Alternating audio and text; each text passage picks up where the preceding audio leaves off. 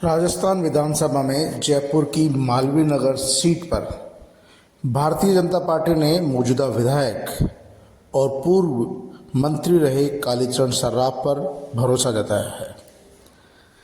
कालीचरण सर्राफ मालवीय नगर विधानसभा seat से लगातार जीत दर्ज कर रहे हैं। हालांकि पिछला चुनाव उन्होंने बहुत ही मार्जिन मात्र 1700 वोटों से जीता था और इस बार उनका टिकट काटे जाने की चर्चाएं जोरों पर थी।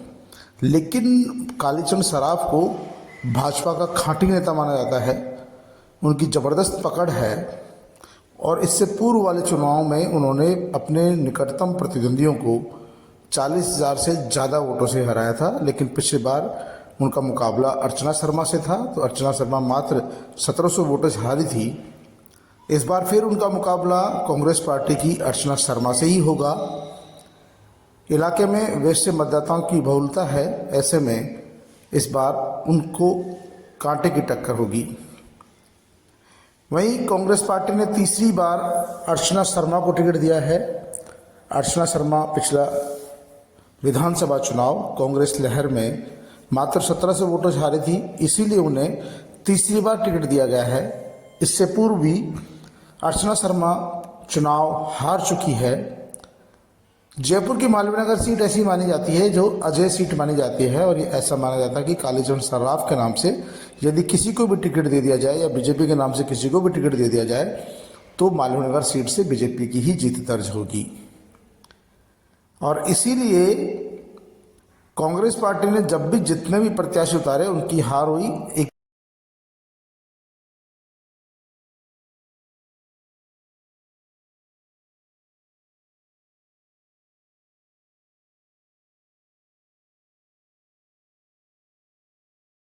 मात्र अर्चना शर्मा ही ऐसी जिन्होंने मालवीय नगर इलाके में कालीचरण सर्राफ को टक्कर दी और टक्कर भी ऐसी कि वो हारते हारते बचे। इस बार पार्टी ने उन पर फिर भरोसा जताया है और अब उनका मुकाबला मालवीय नगर सीट पर कालीचरण सर्राफ से होगा, जो बीजेपी के खांटी नेता माने जाते हैं और ज़बरदस्त उनके इलाके में पकड़ है। हालांकि पिछले 10 सालों में अर्चना शर्मा ने मालवीय नगर इलाके में कांग्रेस कार्यकर्ताओं में जान फूंकने का काम किया है, कांग्रेस कार्यकर्ताओं को जोड़ने का काम किया है और इस बार उन्हें पार्टी ने फिर से टिकट देकर चुनाव मैदान में उतारा है।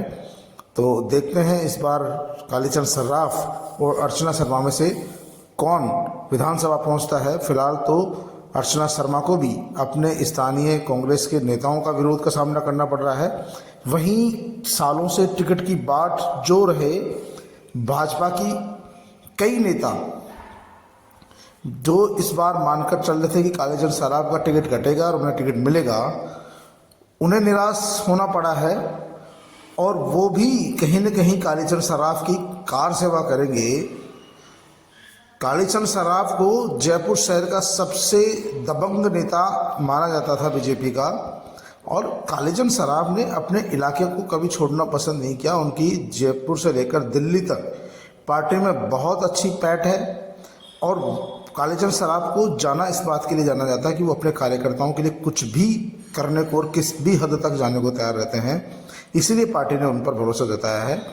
हालांकि भाजपा में भी कई लोग उनका अंदर खाने विरोध कर रहे हैं और अर्चना शर्मा को टिकट दिए जाने के बाद तो जो विप्र कल्याण बोर्ड के अध्यक्ष जो राज्य मंत्री का पद उनके पास था, महेश शर्मा ने अपने पद से इस्तीफा दे दिया और उन्होंने खुली चुनौती दी कि अर्चना शर्मा के खिलाफ काम करेंगे। हालांकि महेश शर्मा की खुद की मालवीय नगर इलाके में कोई खास पकड़ नहीं है, लेकिन फिर भी विरोध तो विरोध ही होता है।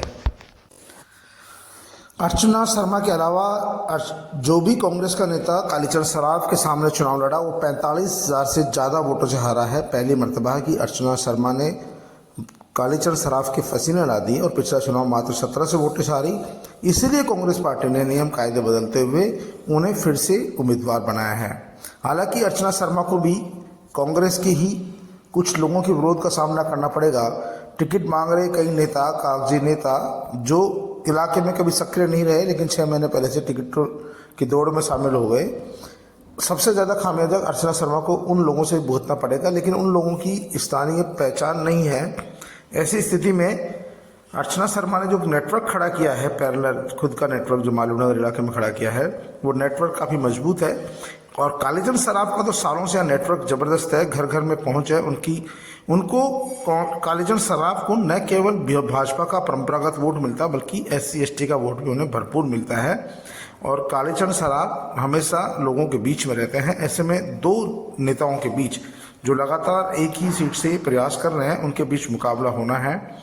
देखना यह है कि स्थानीय जनता जनार्दन किसके हाथ में मालवीय की कमान सौंपती है। फिलहाल तो एक तरफ बहुत तगड़े अनुभवी और कार्यकर्ताओं की घर घर में फौज वाले बड़े नेता कालीचंद सराफ और दूसरी तरफ अर्चना शर्मा जिन्होंने मालवीय में अपना नेटवर्क खड़ा किया, कांग्रेस पार्टी का नेटवर्क खड़ा किया, लेकिन उनका भी सबसे बड़ा जो कमी है वो लोगों से ज़्यादा इंटरेक्ट नहीं हो पाई। बहुत सारी कच्ची बस्तियों में वो सिर्फ हवाबाई जो नेता है बड़े नेताओं से संपर्क में रहती है, इसलिए कहीं कहीं उसका नुकसान हो सकता है। और लेकिन फिलहाल तो जो है साफ लग रहा है कि मालवीय विधानसभा में इन दोनों नेताओं के बीच में ही टक्कर होनी है।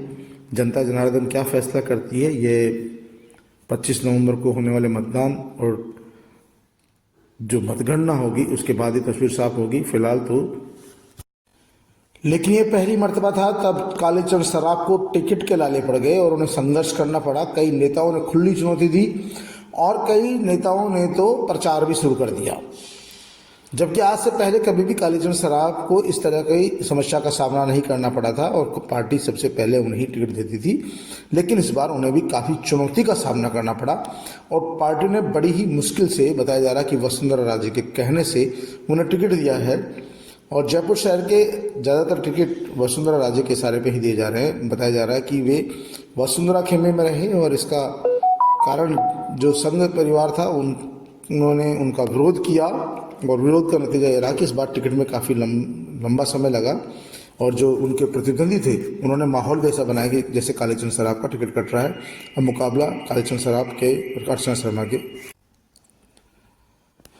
अर्चना शर्मा और कालीचंद सराफ दोनों के बीच होना है। जनता जनार्दन को तय करना है कि आने वाले विधानसभा चुनाव में उनका नेतृत्व कौन करेगा।